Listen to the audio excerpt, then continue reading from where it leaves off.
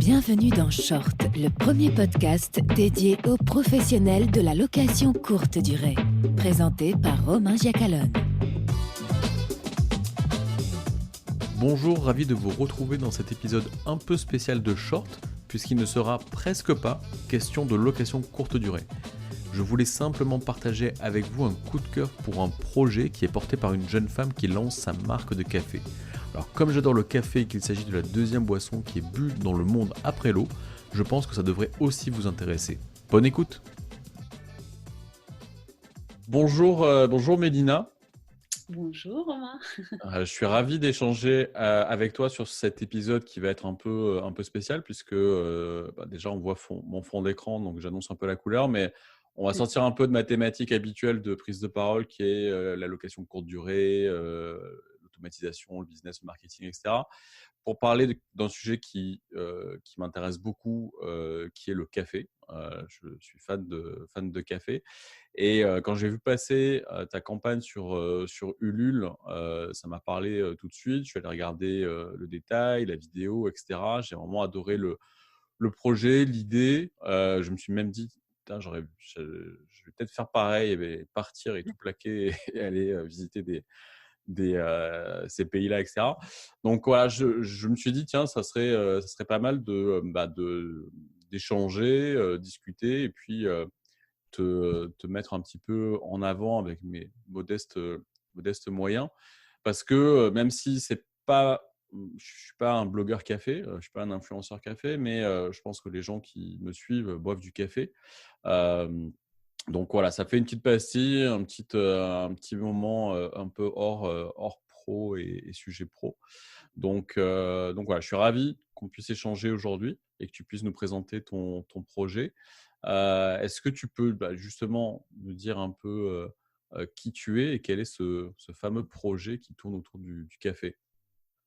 Écoute Romain, déjà merci beaucoup pour l'invitation parce que moi ça me fait très plaisir de partager avec toi et avec toutes les personnes qui aiment le café ou pas d'ailleurs mon projet donc, qui s'appelle Café Bien Élevé. Donc qui je suis? Moi je m'appelle Mélina Jacopin, j'ai 26 ans et je suis bretonne d'origine. Voilà. Aujourd'hui je suis basée à Nantes et en fait j'ai fait mes 2 ans d'études à Nantes, j'ai fait un master marketing communication. Et en fait, suite à ça, je voulais améliorer mon anglais et j'ai décidé de partir 6 mois à Londres pour travailler et voilà, pour essayer d'améliorer au fur et à mesure mon anglais. Et en fait, je me suis retrouvée par hasard à travailler en tant que barista dans des coffee shops à Londres. Et c'est là en fait que j'ai découvert le monde du café, notamment du café de spécialité, donc qui est différent du café de commodité qu'on a l'habitude de boire au quotidien. Et donc, en fait, on m'a formée à ce métier de barista, que déjà, je ne savais pas que ce métier existait. Et que, en fait, en fonction de la façon dont on allait préparer le café, de l'origine du café, comment il est torréfié, voilà, ça va changer complètement voilà, le goût et les arômes du café. Et donc voilà, je me suis intéressée à cette boisson de plus près. Et en fait, en faisant mes petites recherches, je me suis rendu compte que le café que je buvais moi avant tous les jours, j'avais aucune idée de d'où il venait, qui l'avait cultivé, comment c'était torréfié, etc. Et je me suis aussi rendu compte que les cafés industriels, il y avait un impact au niveau environnemental et éthique qui était assez catastrophique. Et donc voilà, j'ai voulu en savoir un petit peu plus sur cette boisson-là et je me suis lancée dans une aventure un petit peu folle de partir en road trip en Amérique latine pendant plusieurs mois. Et le fil conducteur de ce voyage, c'était vraiment d'aller rencontrer les producteurs de café, d'aller découvrir la culture du café donc, dans différents pays. Et voilà, de revenir. J'avais déjà ce déclic de créer ma marque de café, mais je voulais vraiment savoir d'où il venait, comment ça fonctionnait à la source avant de me lancer. Et c'est ce que j'ai fait. Et là, je viens de lancer donc ma marque Café Bien Élevé, qui est une marque de café responsable et de qualité. Ok, super. Juste pour bien comprendre le timing, donc tu étais à Londres, ton métier de barista t'a fait découvrir le café, l'envers du café. Mais c'est quoi qui a été le déclic sur ce road trip et sur ce projet, sur cette marque? Ça s'est fait dans quel ordre en fait? Tu t'es dit, j'adore le sujet, etc. Je vais monter ma marque et du coup, il faut que je parte en road trip ou est-ce que c'était le road trip d'abord? Enfin, c'est quoi l'ordre de tout ça? Non, c'est vraiment à Londres où j'ai eu le déclic. J'ai envie de faire quelque chose dans le café. Je m'intéressais déjà à l'entrepreneuriat depuis un moment, mais je ne pensais pas que ça allait arriver d'un coup comme ça. Et en fait, je me rendais compte aussi quand je travaillais dans le café que j'apportais une nouvelle vision. On est en train de structurer le concept avec le gérant. Et je me suis dit, bah, pourquoi pas moi? Et en fait, c'est vraiment quand j'ai fait les recherches sur le café que je me suis rendu compte qu'il y avait quelque chose à faire pour un petit peu éduquer les Français au bon Mmh. café. Et voilà, le déclic s'est passé à Londres et après tout s'est passé très vite dans ma tête. Je me suis dit, oh, je vais partir en Amérique latine. Donc j'ai tout quitté à Londres. Je suis revenue en France, j'ai préparé mon voyage. 2 mois après, j'étais en Amérique latine. Enfin, ça s'est déroulé très rapidement. D'accord. De toute façon, je mettrai le lien évidemment vers on va en parler, la campagne Ulule et la vidéo où justement tu as compilé tout ce road trip et c'est vraiment super intéressant. Et par rapport à ce que tu disais, où tu disais que tu voulais partager ça et apprendre au français, moi j'ai un peu fait des recherches rapidement sur le café justement. Et comme tu le dis, en fait, c'est ça qui est surprenant, c'est que c'est un produit qu'on consomme au quotidien. euh, Ouais. pas, pas La tout le monde, deuxième mais quand même. boisson la plus consommée en Ouais. France après l'eau.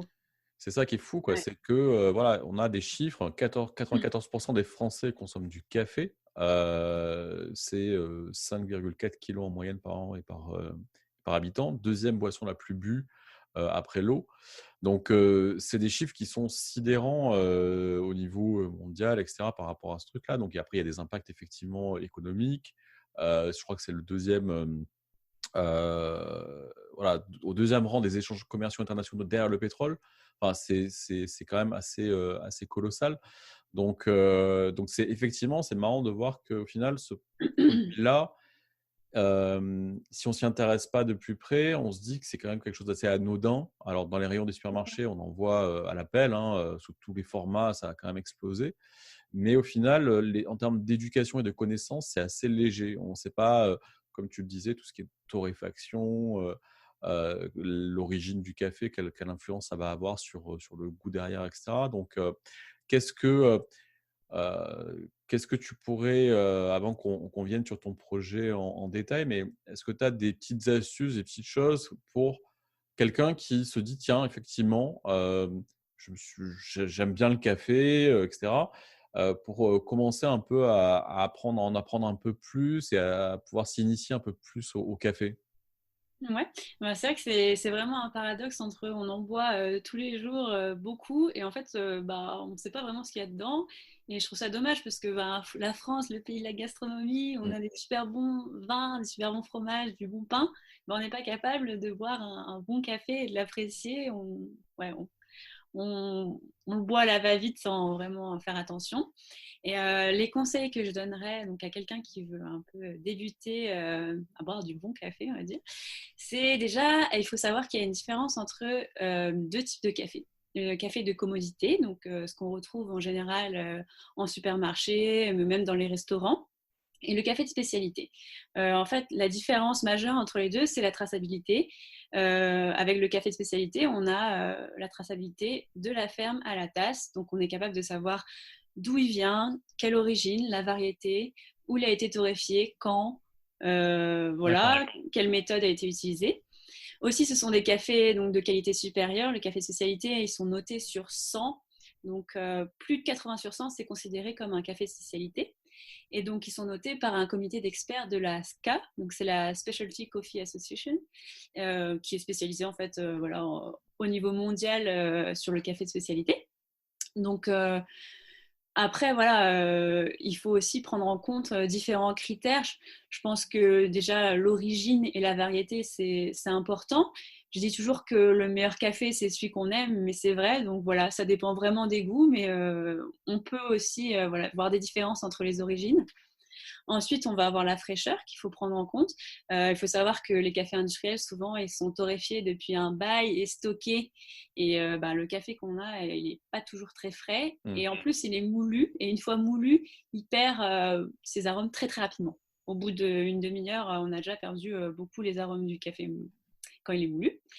Il y a aussi la conservation. On a tendance on ne sait pas forcément bien conserver le café. Et on le laisse souvent le paquet ouvert alors qu'en fait, il va s'oxyder très rapidement avec l'air.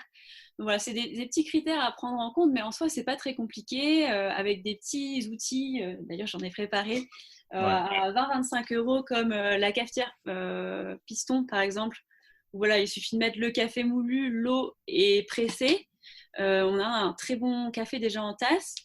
Et après, il y a aussi la petite cafetière à l'italienne. Alors, moi, j'ai la nouvelle version qui va sur toutes les plaques, induction, etc. Mais c'est un peu à l'ancienne, mais ça fonctionne et ça permet d'avoir un super bon café et c'est économique, écologique.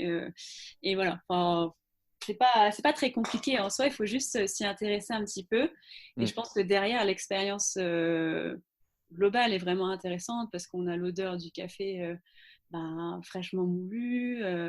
Quand on le prépare, on sent des odeurs aussi et au goût, ça n'a rien à voir. En fait, on revient, mais c'est une tendance qui revient sur énormément de thématiques, sur le fait de prendre le temps de faire les choses. Donc, ça veut dire que si j'écoute ce que tu viens de dire, on serait plutôt sur, en termes de conseils, mais vraiment peut-être pour des amateurs avertis, ce serait de plutôt l'acheter en grains et si on veut avoir du café moulu, de le moudre soi-même avant de le consommer pour préserver justement tous les arômes. Donc forcément, les gens qui ont l'habitude d'aller vite et d'utiliser des capsules, des choses comme ça, se disent bon, non, c'est pas possible. Après, voilà, mais bon, disons que c'est un peu l'idée pour aller vers de la qualité. Juste une dernière chose sur cette notion, cette différence entre café de commodité, c'est ça? Oui, pour un Et café classique. c'est des termes que j'avais jamais entendus et c'est des termes qu'on ne retrouve pas sur les étiquettes dans le commerce. Donc, comment tu fais au final pour faire cette différence et savoir sur quel café tu vas être? Ou alors tu vas me dire, ne cherche pas parce que de toute façon, tout le café que tu trouves dans le commerce, il sera du café de C'est commodité. ça un peu la réponse. En fait, Ok. dans le supermarché, on n'a pas vraiment de café de spécialité. Pour trouver du café de spécialité, il suffit simplement d'aller chez le torréfacteur du coin ou Ok. en ligne. Mais en fait, c'est difficile. Peut-être que ça viendra au fur et à mesure, comme on a vu les bières artisanales venir en supermarché. Mais le problème avec la consommation en supermarché, c'est qu'ils sont stockés souvent longtemps. Et du coup, la fraîcheur, ça pose des problèmes de fraîcheur. Et aussi, parfois, le packaging, un beau packaging en supermarché va moins attirer. Enfin, on va se dire, ah non, c'est pas fait pour moi, c'est trop cher, etc. Enfin, le prix va freiner Bien les sûr. consommateurs. Donc voilà, c'est pas évident, mais en tout cas, pour le moment, c'est rare de trouver du café spécialité en supermarché. Et si c'est le cas, ce sera toujours indiqué sur le packaging.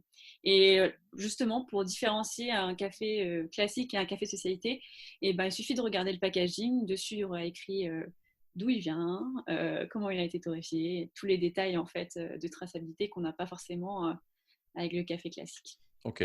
Bon, de toute façon, c'est pas grave puisque tu as une solution pour nous qui est actuellement en précommande.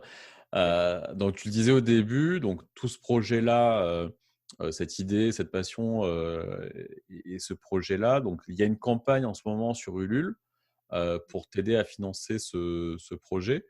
Tu as déjà atteint un premier palier, donc déjà bravo parce que voilà, tu es parti d'une idée, d'une envie et ça se concrétise et c'est juste génial. Donc, je suis sûr que tu dois être vraiment super, super contente de la forme que tout ça prend. Ouais. Et du coup, voilà, est-ce que tu veux nous en dire plus sur justement cette campagne qui est en cours et inciter tous ceux qui nous écoutent à commander des tonnes de café Alors, pas forcément des tonnes, justement. L'idée de la campagne, c'est aussi d'éduquer au bon café. Et en fait, le concept, c'est un concept qui est éco-responsable, qui fonctionne. Donc, c'est des cafés spécialités qui sont dans des petites boîtes en métal, comme ça. Donc, des boîtes en métal qui sont 100% recyclables et qui permettent une super bonne conservation en fait, du café. Parce qu'on entend tout l'air en fait, est enlevé. Et l'idée, c'est une fois que on a fini notre 200 grammes de café, et on utilise une recharge qui va être 100% compostable pour garder la boîte et qui est jolie Ouais. et recharger son café en café frais. Donc, l'idée, D'accord. c'est pas d'en stocker justement Hmm. des tonnes dans sa cuisine et de les laisser traîner et du coup qu'on perde tous les arômes du café au fur et à mesure, mais de les avoir frais, voilà, à la demande. L'idée de la campagne de financement participatif, c'était dans un premier temps, pour moi, de tester le marché, de voir si les gens étaient prêts à consommer du café un peu plus responsable, du café bien élevé. De partager aussi tout ce que j'ai pu apprendre durant mon expérience à Londres et en road trip. Donc voilà, j'explique à travers la vidéo. En fait, depuis le début, j'avais un compte Instagram où je racontais toutes mes aventures. Donc les gens qui me suivent depuis un an voient l'évolution du projet au fur et à mesure. Et voilà, cette campagne de crowdfunding, c'est vraiment l'aboutissement de ce projet sur lequel je travaille depuis un an, où je parle des cafés bien élevés, j'explique la traçabilité. Voilà, je l'ai fait tester à des personnes qui me suivaient aussi depuis un an, 50 testeurs qui ont validé. Et après, il y a tout plein de goodies un peu fun avec des couleurs peps. Enfin voilà, l'idée, c'est vraiment faire une marque qui a du sens et qui est différente de ce qu'on peut trouver aujourd'hui sur le marché du café. Ok, Et super. d'ailleurs, j'ai travaillé beaucoup sur la charte graphique pour changer en fait des marques de café classiques. Donc, on peut voir que le logo, par exemple, c'est un arbre qui représente le caféier au lieu d'un grain ou une tasse qu'on a l'habitude de voir en Hmm. général. Et les couleurs, c'est aussi donc le rouge qui part de la cerise du café, donc qu'on va récolter avec le grain à l'intérieur. Après le vert, donc c'est le grain qui est vert quand il est séché. Et puis marron orangé, c'est le grain qui est fraîchement torréfié en fait. Voilà. Ok. Mais effectivement, c'est vrai que c'est pas un code couleur qu'on a l'habitude de voir dans l'univers du café, qui est plutôt, je sais pas, plus sombre, plus sur le noir. Enfin voilà, des couleurs un peu plus sombres. Donc c'est sympa aussi. Ça amène ce côté aussi exotique par rapport au pays d'origine aussi, sûrement des cafés. Donc aujourd'hui, donc il y a cette campagne. On peut déjà, c'est un coup de pouce financier de la Mm. part des gens pour t'aider sur ce projet-là. Il y a, comme tu disais, il y a des goodies pour. Donc on est sur de la précommande, j'imagine. C'est ça. En fait, l'idée, c'est vraiment de m'aider à financer la première production.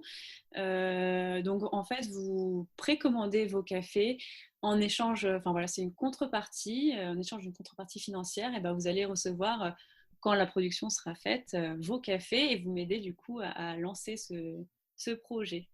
Ok, super. Donc moi, j'ai vu, il y a pas mal de choix concernant justement les différents niveaux de dons et ce qui est proposé en face. Je trouve ça super sympa l'idée d'avoir fait ces boîtes qu'on va pouvoir recharger parce qu'effectivement elles sont très jolies. Donc voilà, ça donne vraiment envie d'aller dans cette démarche-là, de la re-remplir à chaque fois plutôt que de C'est ça. racheter, de jeter, etc. Euh, ok. Donc, Et pour la période actuelle, je trouvais que c'était sympa aussi de nous faire un peu voyager. Je voulais vraiment vous amener dans l'univers de mon voyage en Amérique latine. Et du coup, on retrouve sur les packaging hmm, les palmiers de la vallée de Cocora. Donc, c'est la région du café en Colombie. Ici, on retrouve les danseuses du Brésil. Enfin, voilà, je voulais vraiment. L'idée, c'est de vous faire voyager. On a travaillé sur des cartes postales, des choses comme ça. Et que, quand vous buvez votre café, voilà, vous êtes transporté un petit peu en Amérique latine avec moi et ça devient plus un produit du quotidien, mais vraiment quelque chose qu'on apprécie. ouais, c'est un moment en fait. C'est-à-dire que je pense que les Japonais le font avec l'art du thé, avec tout un cérémonial autour Ouais, du service du thé. Ben, en fait, c'est un peu cette idée-là aussi, c'est de reprendre du temps. Il y a une tendance, on en a déjà parlé tous les deux sur le café, qui est le slow coffee, tout à où fait. il y avait des techniques où on arrive justement sur cette question de temps, de prendre le temps de faire avec des produits de qualité et en prenant le temps pour que ce soit un moment de dégustation et pas un moment juste de prendre un café machinalement. Donc ça va vraiment, ça s'inscrit vraiment là-dedans. J'ai dit au début que on était en hors sujet de ma spécialité sur la location courte durée, etc. Malgré tout, il y a quand même un lien opérationnel assez important, c'est que moi, les personnes qui gravitent autour de moi, avec qui j'échange régulièrement, c'est des gens qui font de la location saisonnière, location courte durée, qui ont des appartements, qui les proposent à des voyageurs. Et très souvent, il y a des machines à café entre autres équipements. Et c'est très souvent, pour des raisons pratiques, des machines à dosette, soit Senseo, soit Nespresso, etc. Et je me posais la question de savoir est-ce que tu penses qu'il y a une incompatibilité ou pas avec ta démarche et, et cette activité, c'est-à-dire est-ce que moi demain, je propose à la location 1, 2, 3, 10 appartements, je fonctionne avec des machines Nespresso, avec des capsules qui sont jetées. Mmh. Est-ce que tu as une solution pour se dire, bah, tiens, je crois en ça, ça fait partie de mes valeurs et je voudrais l'introduire aussi dans cette activité sans avoir un peu le côté lourd, entre guillemets, que peut avoir éventuellement l'usage de café en grains ou café moulu. Donc, est-ce que tu peux rassurer les gens et est-ce que tu as une astuce là-dessus? Oui, tout à fait. Il existe maintenant des capsules en fait qui sont rechargeables, qu'on peut recharger avec du café fraîchement moulu et qu'on va pouvoir utiliser, qui sont compatibles avec des machines espresso. Néanmoins, je trouve ça dommage que souvent, quand on arrive dans un Airbnb ou une location, on est souvent accueilli avec des produits locaux, du vin, du Mmh. fromage, des choses comme ça.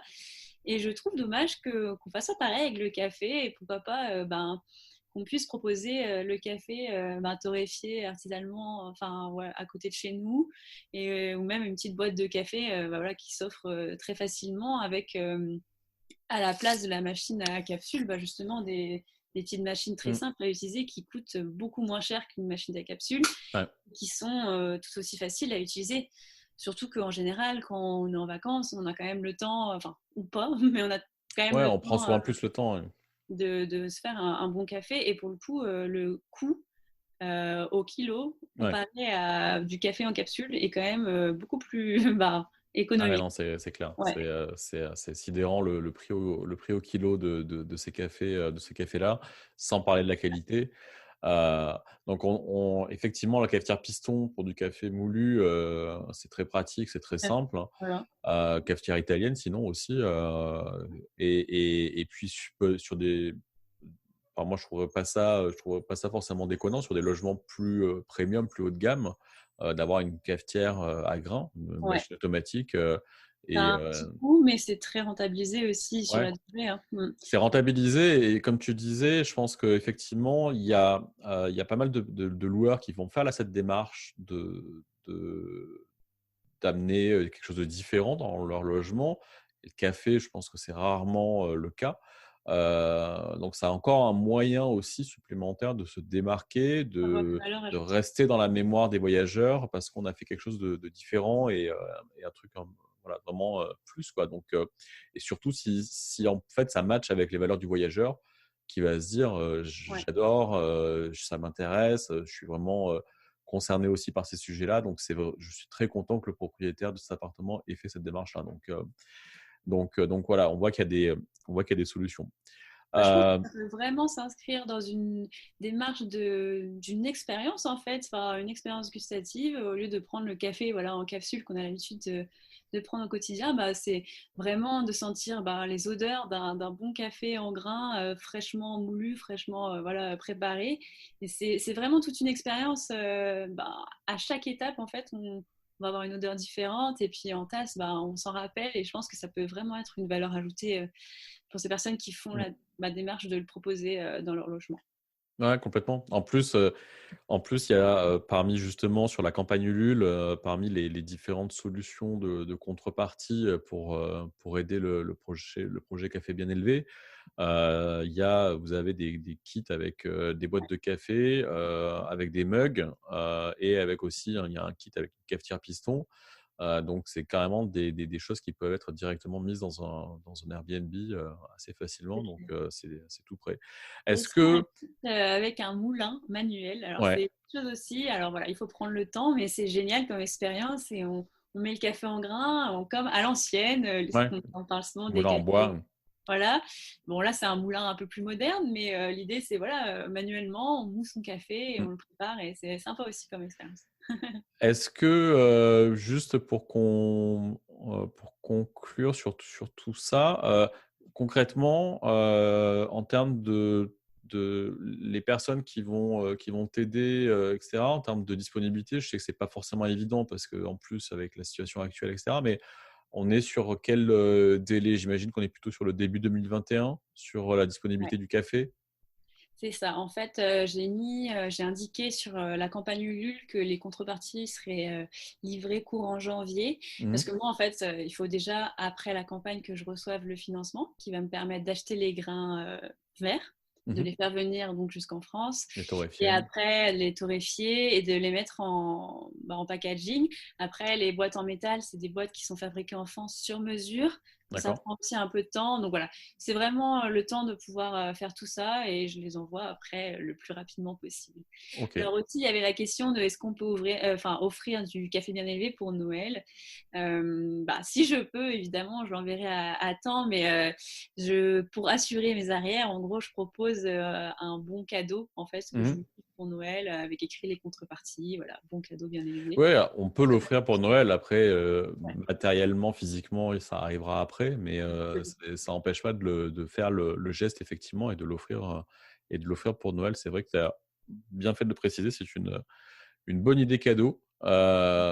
Écoute, est-ce que tu as quelque chose à rajouter qu'on aurait oublié de dire? Hum, Qu'est-ce que non, je pense qu'on a fait le tour.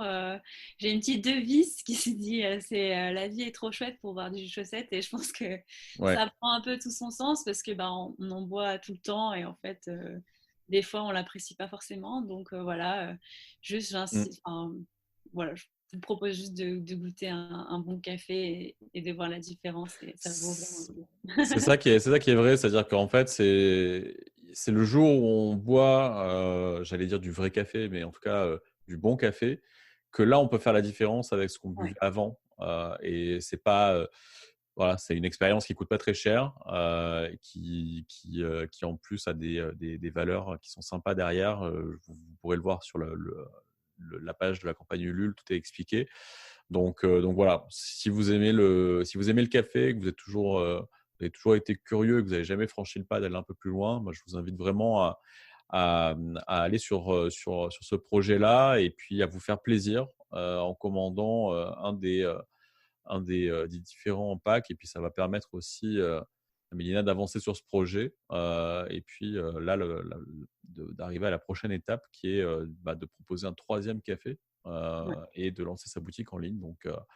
Donc voilà, c'est un petit geste qui va faire plaisir à tout le monde au final. Donc c'est super. c'est ça. Merci Merci. beaucoup en tout cas de nous avoir expliqué tout ça. On pourrait y passer des heures parce que c'est très complexe et très complet comme sujet. Mais en tout cas, je pense que voilà, ça donnera envie aux gens d'aller plus loin sur le sujet. Écoute, merci encore pour ton invitation. Ça m'a fait beaucoup plaisir. Pas de rien. Bon, écoutez, à bientôt tout le monde. J'espère que ça vous a intéressé. À bientôt.